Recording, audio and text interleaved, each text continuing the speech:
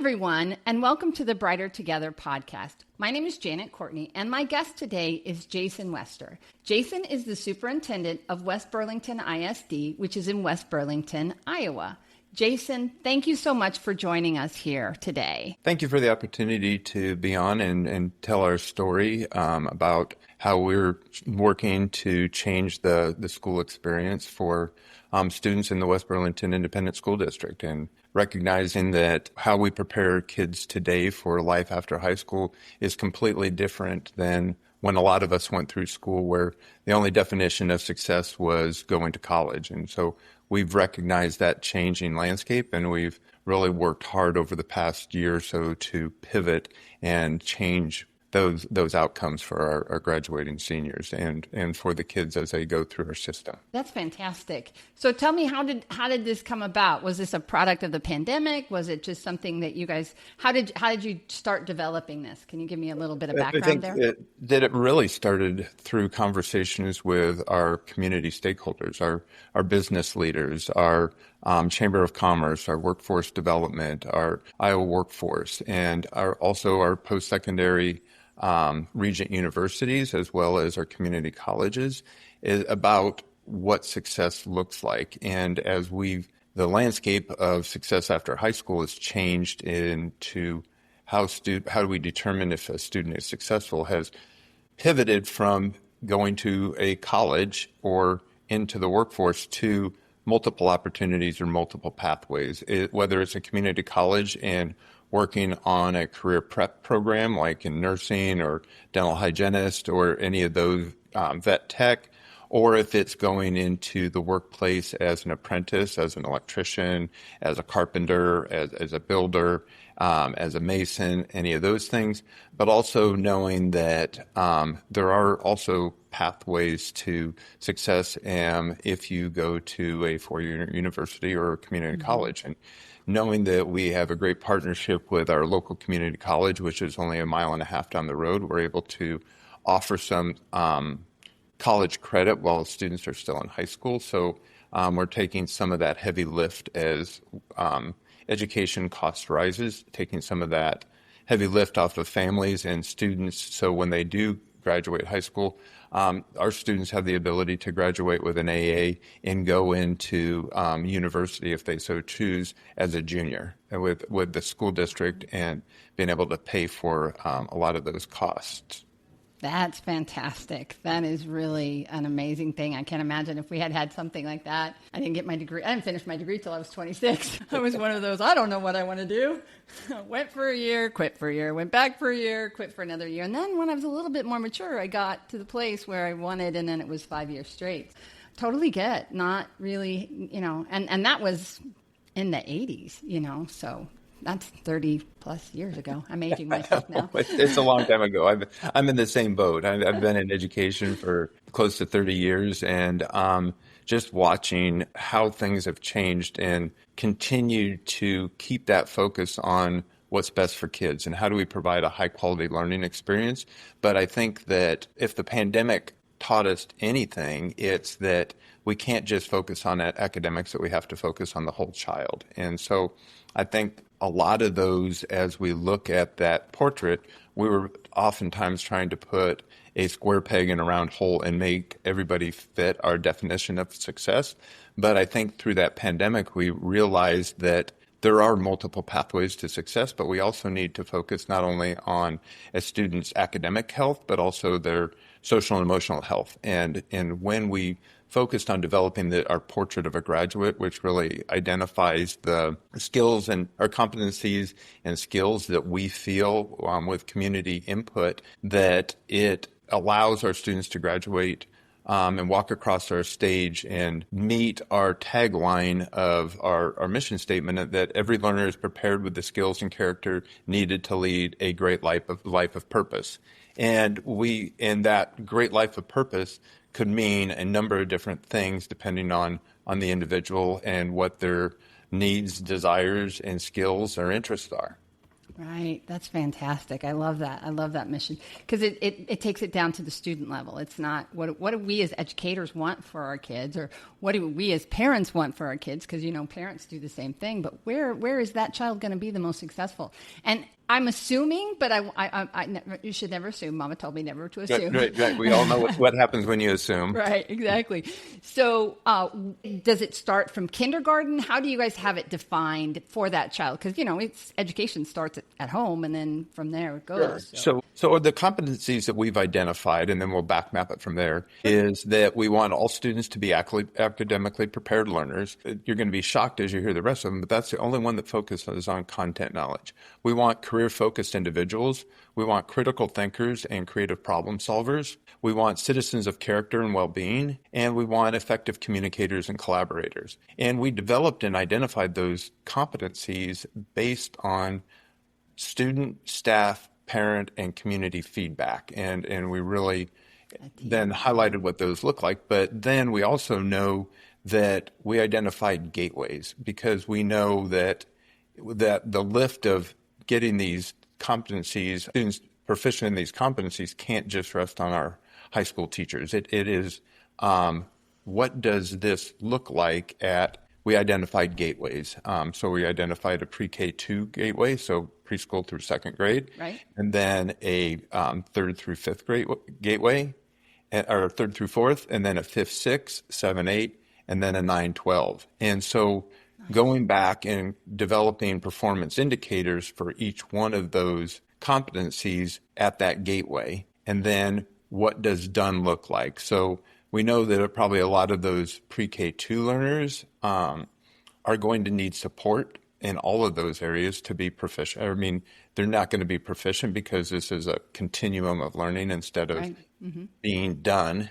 But there should be a done at each level. So we've spent a lot of time looking and identifying what done looks like at each one of those gateways, and then finally using that I can statement format to say at this gateway 3, 4, I can do this, and this is what done looks like. And then 5, 6, this is what done looks like. And so for each one of our competencies, we've created performance indicators at each gateway.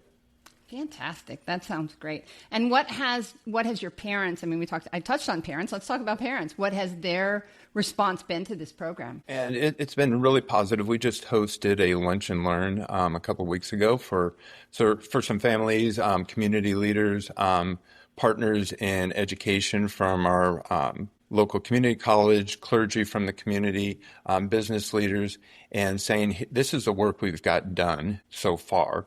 And we still want feedback, because as educators, we speak a different language, and we have these ideals that we think are important. But you know what? We've got somebody that is a business leader or a chamber president or an insurance agent that says, you know what, that sounds good in the context of school, but in the context of the real world, this is probably what done looks like. So we're taking that feedback back to our teams that are working on each one of these competencies to use that feedback to make it better.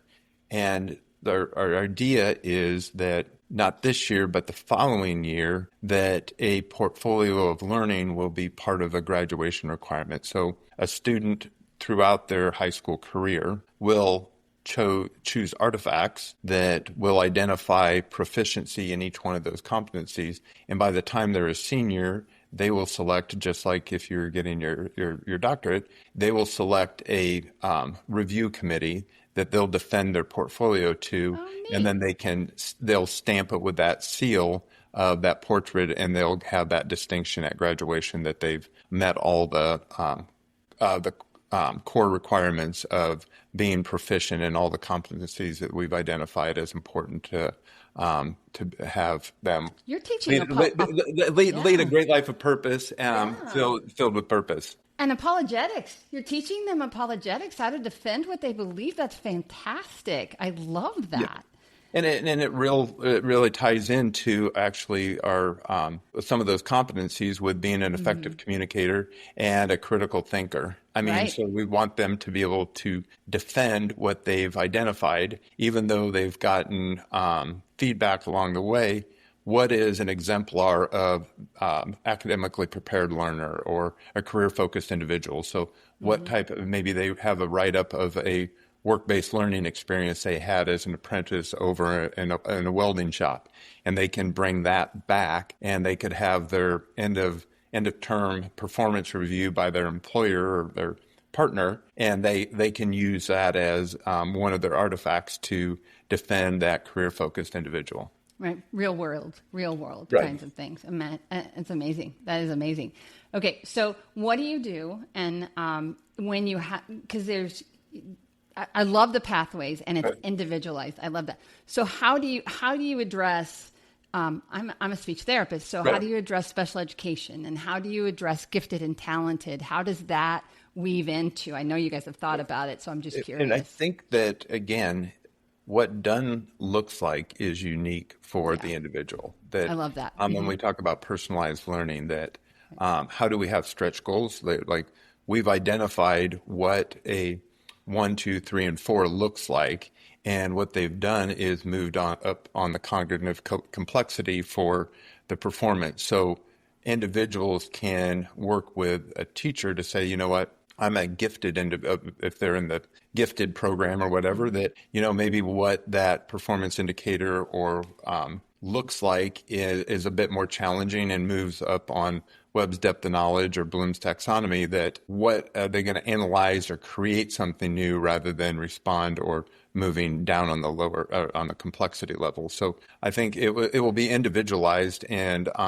again, just like with anything in IEP, we'll look at the goals and where those learning disabilities may apply, and then scaffold back or up related to where they may have their need or identified learning disability. It's fantastic. One of the things as an SLP that I always did, especially with my kids that I knew understood goals, is I gave them their goals. I'm like, look, here is what your IEP says. No matter what age they are, some of the younger ones, you had to be really simplistic, but helping them to understand what they need to do to get to where they need to go. And that's exactly what you're doing. You're giving these children a pathway and goals and ways to get there. And that, I love it. I love it. Kudos I think to you. too That's many amazing. times in education we've hidden the target, and I think most kids can hit the target if they know what it is, and that's why it's so important that when you go into a classroom for observation, that you can look up on the board and see what the learning targets in literacy and numeracy, what are the learning targets, what are those standards that they're supposed to be learning about. And as I have a conversation with a student, they should be able to identify to me what they're learning about today, what they are. And those learning targets should be focused in kid-friendly language. You know what? I'm learning to identify who this story is about. So like main character. And so I think it's really important that as we go through, teachers are able to call out, this is the competency or this is the a skill that we're working on today, and as it relates to our portrait of a graduate. I think that the more explicit we can be with our instruction and what they're supposed to be learning, the more they can key in on some of those, some of the context of the lesson going on that day. And not just test scores, right? Not just test scores. Fantastic. So have you seen in your staff, have you seen an increase in people's willingness to come to work for you guys? Because, man, this is a place I'd want to work for sure. We're not only in the infancy stage. Okay. We're, like I said, we're developing those gateways. And right now, last year was the board adoption of this portrait. Okay. This year is the work. So we've seen people in the classroom calling out these competencies as we have our senior awards night, that some of those awards that when we make up our program, we're going to list the skills or the competencies under each one of those awards that they exhibited in order to achieve this scholarship or this recognition or these silver cord hours or so forth. So I think we're transitioning, and as we become, and that becomes part of the portfolio for graduation, I think that it will be publicize more. It's on our website, and we have conversations internally, but to scale it, and as we get our first graduates that go through with that seal or that stamp or that recognition of proficiency in all of those competencies, I think that's where we're going to really be able to leverage it as a recruiting tool. Yes, that's fantastic. That is really fantastic. I would love to. We need to come back to you, and when you feel like you're like there, sure. when you've reached, I'd love to interview you again and go through. Well, I'd love to have a student on that has gone through it and be able to talk about their portfolio, because as we shift that load and that agency from adult to learner, we really need to have those students be able to articulate their experiences as they go through our system. Yeah, so for sure. Absolutely. Absolutely. Fantastic. Absolutely fantastic. That is, I'm really excited for you. I'm excited for your students. I'm excited that I was able to bring you on to talk about what you guys are doing, because go ahead. Yeah, we're super excited anytime we get to tell our story and talk about the hard work our staff is doing to provide and enhance the educational experience for our students. It's a great opportunity to get out there and highlight the great work they're doing, because there's a lot of heavy lifts along the way, and there's often not enough time to be able to recognize the work that people are doing. But when we get that opportunity, we should shout it from the rooftop. Absolutely. 100%. And we are, definitely. And that's the point of the Brighter Together podcast, because we are brighter together when we serve the kids. And I love that. This is the epitome of what Brighter Together is trying to do, is to really, and thank you for being willing to come on and tell this story, because it really just, it solidifies exactly what we're trying to do, and give back to the schools that are just doing all of the hard work. We get beat up so bad in education, and to highlight what's happening is fantastic. So I have one last question for you, and I ask this of every guest. So, and it's just anyway, I'll ask it. If you could miraculously solve one challenge in the school, what would you solve? I would say the one thing that I would challenge is solve is the stigma associated with mental health, both for staff and students. It's shifting a little bit for kids, but I don't know that we've completely shifted and taken the stigma off of some of the mental health challenges that the adults in the educational workforce fall under. That it's not an easy job, and it's a job that everybody in their role within the system has received specialized training, but we have a lot of armchair quarterbacks out there that put undue pressure on our educators and our leaders, and I think those challenges are exacerbated by some of the attacks that the public education system has come under, and it's not easy. So I think that if I could wave a magic wand, I would do so in support of our teachers and our school leaders and our staff as it relates to the stigma associated with some of the mental health challenges and social emotional challenges that we face today in education. Excellent answer. Excellent answers. I asked that question because I always get such amazing responses from people. It just is the passion that we as educators have, and what you're doing. I mean, it's just blaringly obvious. Well, Jason, I wish we had more time. This has been it was awesome. So maybe next time when you transition to that long form podcast, we can have an extended conversation. You're determined to get me there, aren't you? just a nudge. Just a nudge.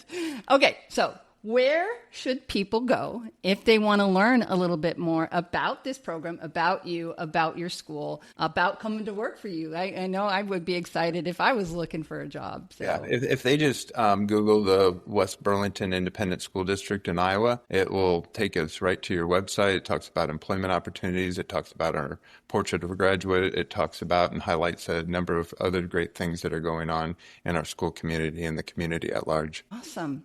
Well, Jason, thanks again. It was great having you. And I look forward to having you back. I really do. Awesome. Thank you so much. I appreciate the opportunity. Mm-hmm.